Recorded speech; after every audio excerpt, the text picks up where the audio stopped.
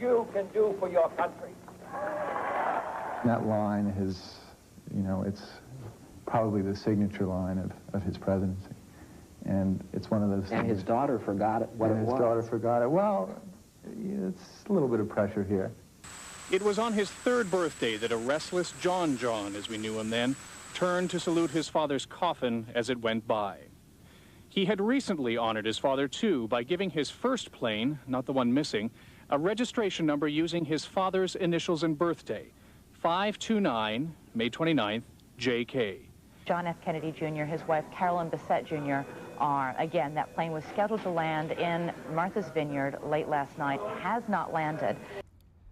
I want to express our family's support and offer our prayers and those of all Americans for John Kennedy Jr., his wife Carolyn, her sister Lauren, and to their fine families. Information hounds have their paws deep in the dirt as they dig up ghosts of Hillary Clinton's past and search for any and all evidence linking her to the death of a prominent figure in American history. Truth seekers look for evidence that could lead to her to indictment and incarceration, but those who seek are coming up with mixed results. The hottest trending controversial conspiracy slithers back into relevancy in the wake of JFK's classified files being released, even though numerous items were redacted.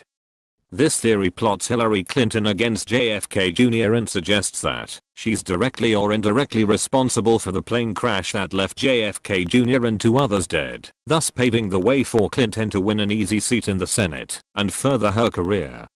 Look back to 1999 when numerous New York residents fancied JFK Jr., the front-runner in the Senate election taking place in the year 2000.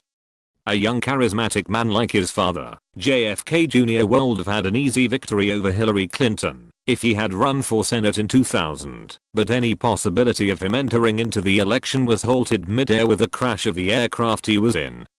A midnight flight and an unfortunate demise of a budding personality who could have carried on the legacy of his father had it not been for that harrowing flight that ended it all.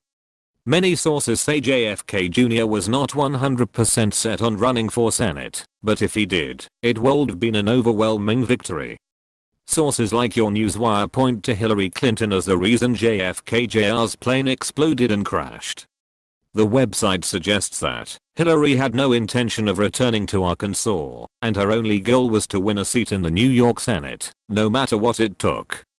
The source allows readers to believe without truly saying so that Hillary Clinton was responsible for the murder of JFK Jr. Based on the details of the event in which it's believed that JFK Jr. was flying the plane in the nighttime, and he had called the radio tower for something, then randomly exploded, one has to wonder what caused the explosion.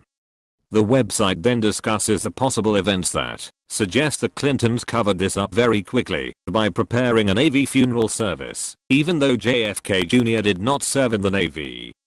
This all happened after a search located JFK Jr. and his passengers' bodies in the water.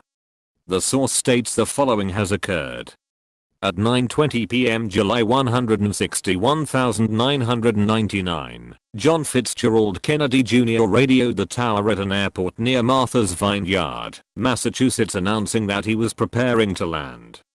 Seconds later his plane exploded in mid-air, the explosion witnessed by several people including a local newspaper reporter and an attorney.